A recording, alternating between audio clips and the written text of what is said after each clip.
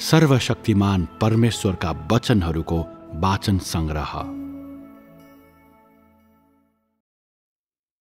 सम्पूर्ण ब्रह्माण्डको निम्ति परमेश्वरका वचनहरूका रहस्यहरूको अर्थ अनुवादहरू।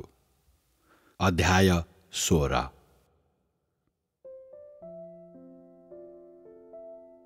मानव दृष्टिकोणबाट हेर्दा परमेश्वर कति महान, कति प्रशस्त, कति अचम्मको, कति अथाह हुनुहुन्छ। मानिसहरूको नजरमा परमेश्वरका वचनहरू उच्च भई उठ्छन् र संसारको महान उत्कृष्ट कार्यको रूपमा देखा पर्छन्। तर मानिसहरू धेरै असफलता भएकोले र तिनीहरूको मन अत्यन्तै सरल भएकोले, यसको साथै स्वीकार गर्ने तिनीहरूको क्षमता अत्यन्तै सानो भएकोले, परमेश्वरले आफ्ना वचनहरू जति नै स्पष्ट रूपमा बोल्नु भए पनि तिनीहरू बसिरहन्छन् र हलचल गर्दैनन्। मानौ तिनीहरूलाई मानसिक रोग लागेको छ। जब तिनीहरू भोकाउँछन्, तिनीहरूले खानुपर्छ भन्ने बुझ्दैनन्। तिनीहरू तिर्खाउँदा तिनीहरूले पिउनु पर्छ भन्ने बुझ्दैनन्। तिनीहरू कराई मात्रै रहन्छन् अनि चिच्चाइ मात्रै रहन्छन्।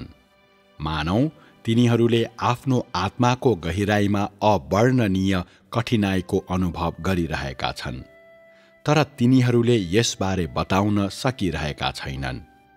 जब परमेश्वरले मानव जातिको सृष्टि गर्नुभयो, उहाँको अभिप्राय भनेको मानव जाति सामान्य मानवतामा जिउन् र आफ्नो अन्तर्निहित क्षमता अनुसार परमेश्वरका वचनहरूलाई स्वीकार गरून् भन्ने थियो। तर प्रारम्भमा नै मानिस शैतानको परीक्षाको शिकार बन्न पुगेकोले आज ऊ आफूलाई मुक्त गर्न नसक्ने अवस्थामा पुगेको छ र अझै पनि शैतानले हजारौं वर्षदेखि प्रयोग गरेका छलपूर्ण युक्तिहरूलाई पहिचान गर्न असमर्थ छ। यसको साथै मानिसमा परमेश्वरका वचनहरूलाई पूर्ण रूपमा जान्नका लागि चाहिने तत्त्वहरूको कमी छ। यी सबैले वर्तमान स्थितिमा ल्याइपुर्याएका छन्।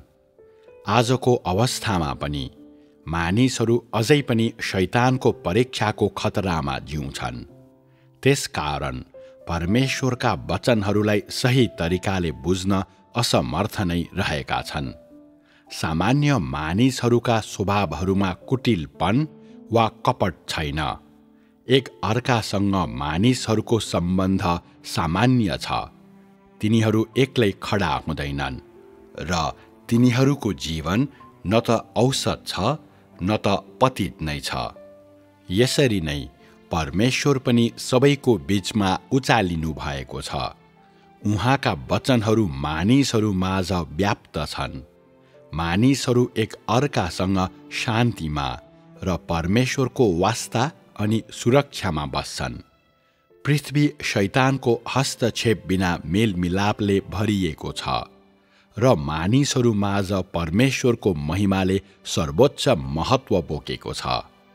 यस्ता मानिसहरू स्वर्गदूतहरू जस्ता हुन्, शुद्ध, जीवन्त, परमेश्वरबारे कहिल्यै गनगन नगर्ने र आफ्ना सारा प्रयत्नहरू पृथ्वीमा परमेश्वरको महिमाको निम्ति समर्पित गर्ने। अहिले कालो रातको समय हो। सबैजना छामछाम छुमछुम र खोजी गरिरहेका छन्। रातको कालो अन्धकारले तिनीहरूलाई भयभीत तुल्याएको छ र तिनीहरू थरथर नकामी बस्न सक्दैनन्। ध्यान दिएर सुन्दा उत्तर पश्चिमको बतासको भयानक आवाजको एकपछि अर्को झोक्कामा मानिसको शोकपूर्ण सुकसुकाहट सुनिन्छ। मानिसहरू आफ्नो नियतिको लागि शोक र बिलौना गर्छन्। किन तिनीहरूले परमेश्वरका वचनहरू पढे पनि ती बुझ्न सक्दैनन्? मानौ तिनीहरूको जीवन आशाविहीनतामा पुग्न लागेको छ। मानौ तिनीहरूमाथि मृत्यु आइपर्न लागेको छ। मानौ तिनीहरूको अन्तिम दिन तिनीहरूकै आँखा अगाडि आएको छ। त्यस्तो दयनीय परिस्थितिहरू नै कमजोर स्वर्गदूतहरूले परमेश्वरलाई पुकार्ने क्षण हुन्। एकपछि अर्को शोकपूर्ण रुवाईसँगै आफ्नो कठिनाईबारे बताउने क्षण हुन्। यही कारणले गर्दा परमेश्वरका पुत्रहरू र मानिसहरूसँग काम गर्ने स्वर्गदूतहरू फेरि कहिल्यै पनि मानिस कहाँ ओर्लने छैनन्। यो तिनीहरूलाई देहमा हुँदा शैतानको चालबाजीमा परेर आफैलाई मुक्त गर्न नसक्ने अवस्थामा पर्न नदिनको लागि हो र त्यसैले तिनीहरूले मानिसको लागि अदृश्य रहेको आत्मिक संसारमा मात्रै काम गर्छन्। तसर्थ जब म मानिसको हृदयमा सिंहासन आरोहण गर्छु, त्यही नै मेरा पुत्रहरू र मेरा मानिसहरूले पृथ्वीमा शासन गर्ने क्षण हुनेछ भनी भन्नुहुन्छ।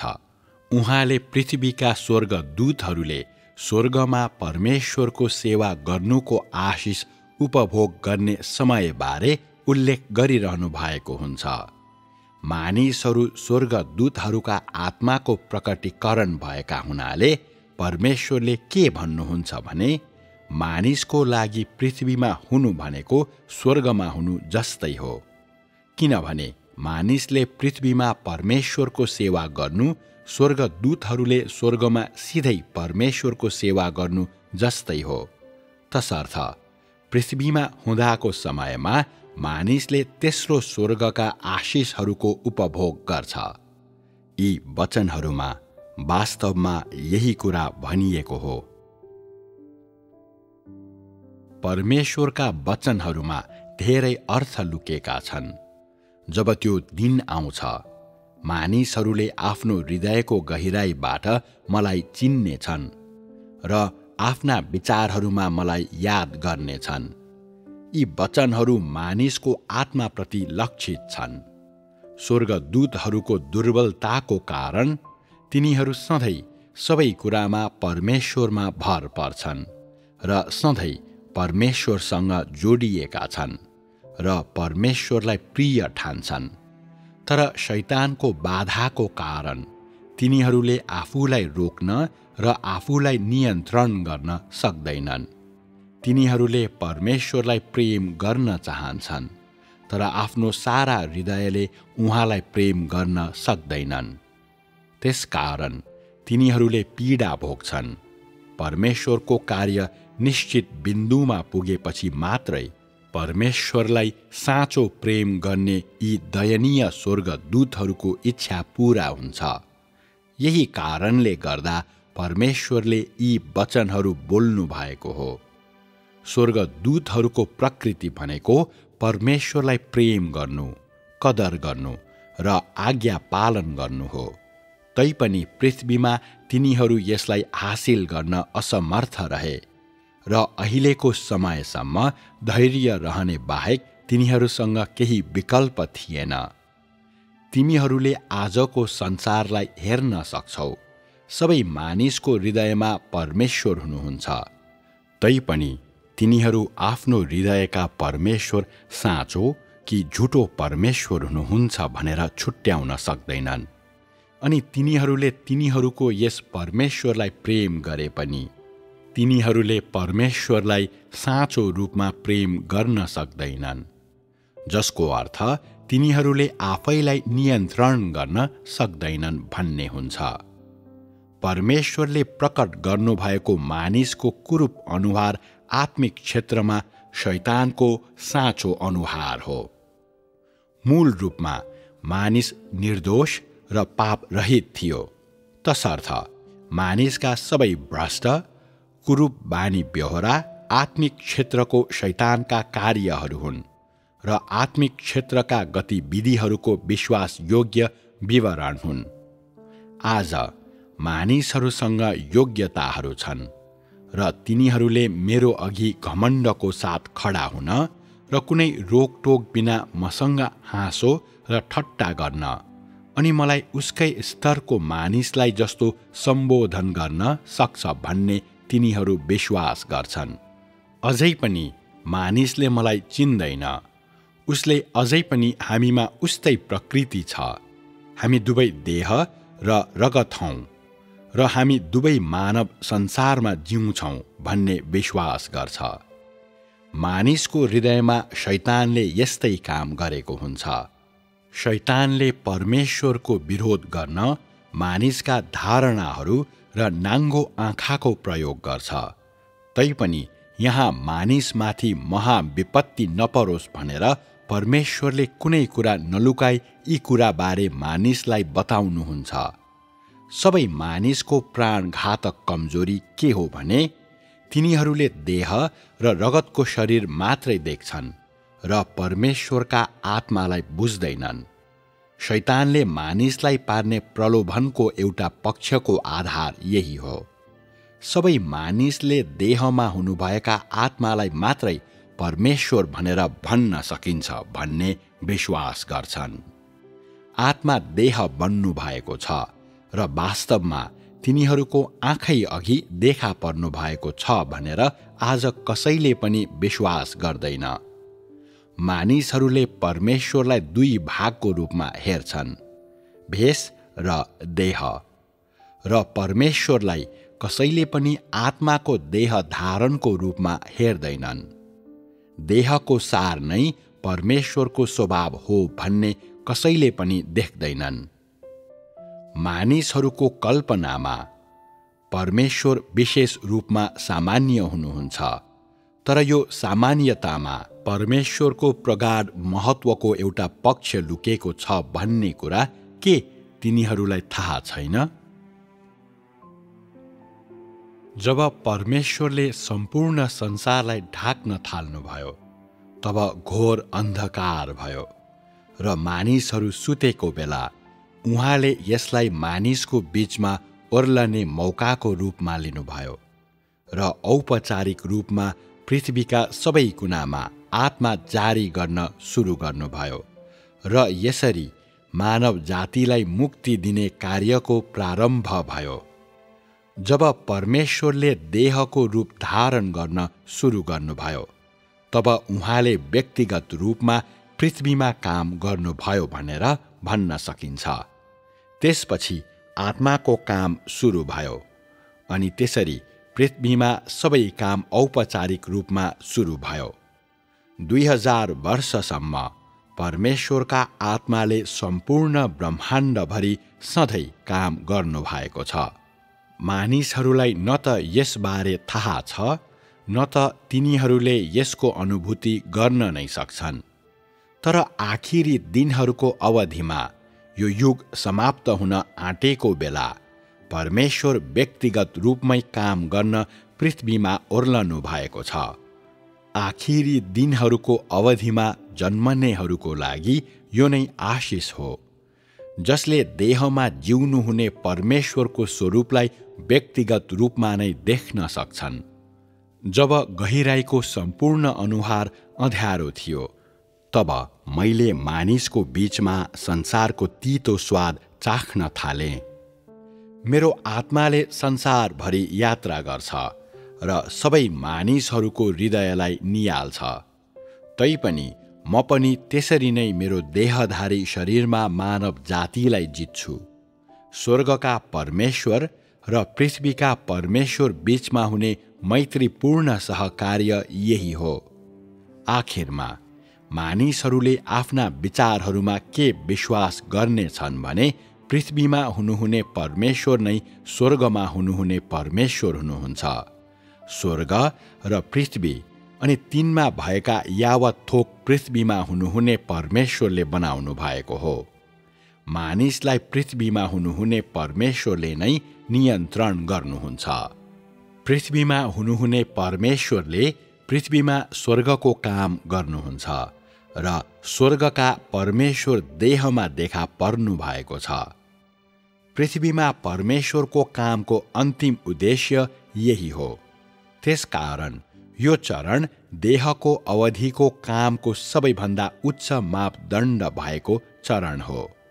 यसलाई ईश्वरीयतामा अघि बढाइन्छ र यसले सबै मानिसलाई इमानदार रूपमा विश्वस्त हुने तुल्याउँछ। मानिसहरूले आफ्ना धारणाहरूमा परमेश्वरलाई जति धेरै खोजी गर्छन् तिनीहरूलाई पृथ्वीमा हुनुहुने परमेश्वर त्यति नै साँचो हुनुहुन्न भन्ने लाग्छ। त्यसैले त परमेश्वर भन्नुहुन्छ, मानिसहरूले खोक्रा अक्षर र धर्म सिद्धान्तहरूमा परमेश्वरको खोजी गर्छन्। मानिसहरूले आफ्ना धारणाहरूमा परमेश्वरलाई जति धेरै चिन्छन्, यी शब्द र धर्म सिद्धान्तहरू बोल्न तिनीहरू त्यति नै सिपालु बन्छन् र त्यति नै आदर योग्य बन्छन्। मानिसहरूले शब्द र धर्म सिद्धान्तहरू जति धेरै बोल्छन्, तिनीहरू परमेश्वरबाट त्यति नै टाढा बन्छन्। मानिसको सार जान्न त्यति नै असमर्थ बन्छन्। तिनीहरूले परमेश्वरको त्यति नै अवज्ञा गर्छन् र तिनीहरू परमेश्वरका मापदण्डहरूबाट त्यति नै टाढा जान्छन्। परमेश्वरले मानिसलाई दिनुभएका मापदण्डहरू मानिसहरूले कल्पना गरे जस्तो अलौकिक छैनन्।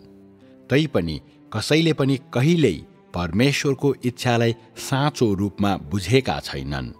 तसर्थ परमेश्वर भन्नुहुन्छ, मानिसले असीमित आकाशमा वा बटारिएर यताउता चल्ने समुद्रमा वा शान्त तालमा वा खोक्रा अक्षर र धर्म सिद्धान्तहरूमा मात्रै खोजी गर्न सक्छन्।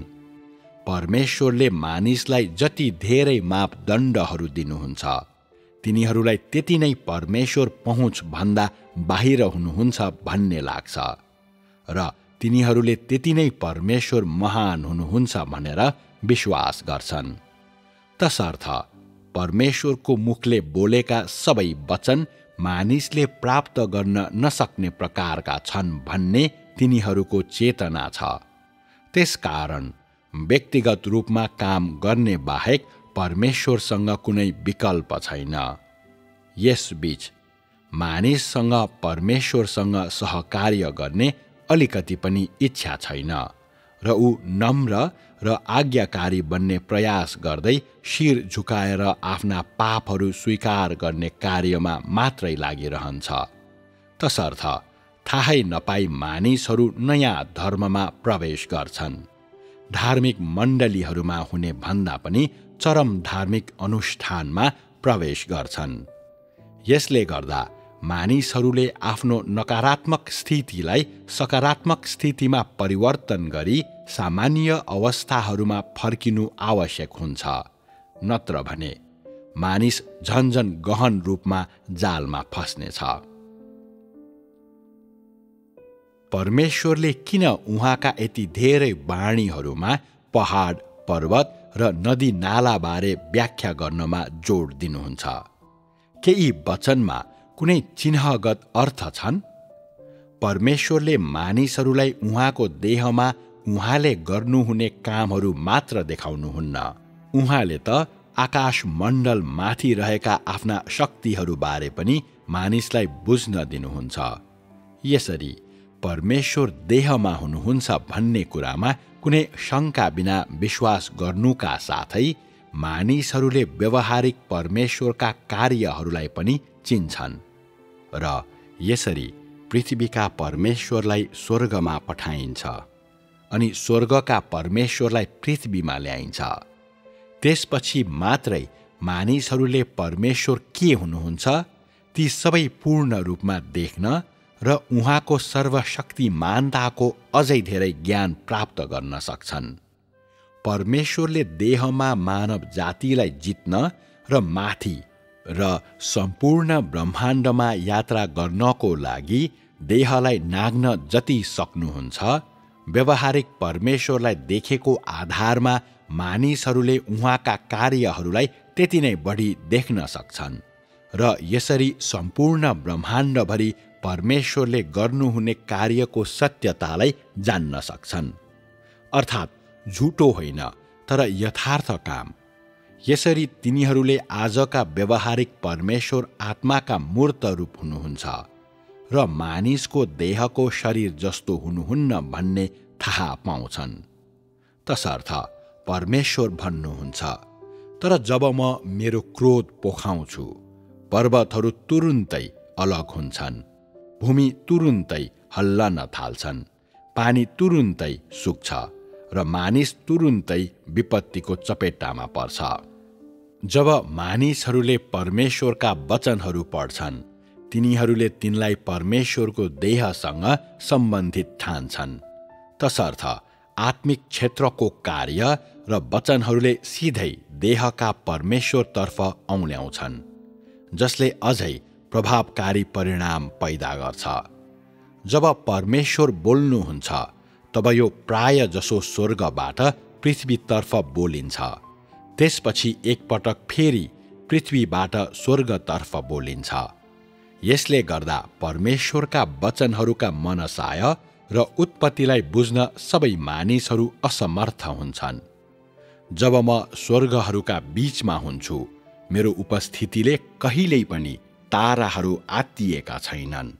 बरु तिनीहरूले मेरो लागि गर्ने काममा आफ्नो हृदय लगाउँछन्। स्वर्गको स्थिति यस्तै छ। परमेश्वरले विधिवत रूपमा सबै कुरा तेस्रो स्वर्गमा मिलाउनुहुन्छ। यस क्रममा परमेश्वरको सेवा गर्ने सबै सेवकले परमेश्वरको लागि आफ्नो काम गर्छन्। तिनीहरूले परमेश्वरको अवज्ञा गर्ने कुनै काम कहिल्यै गरेका छैनन्।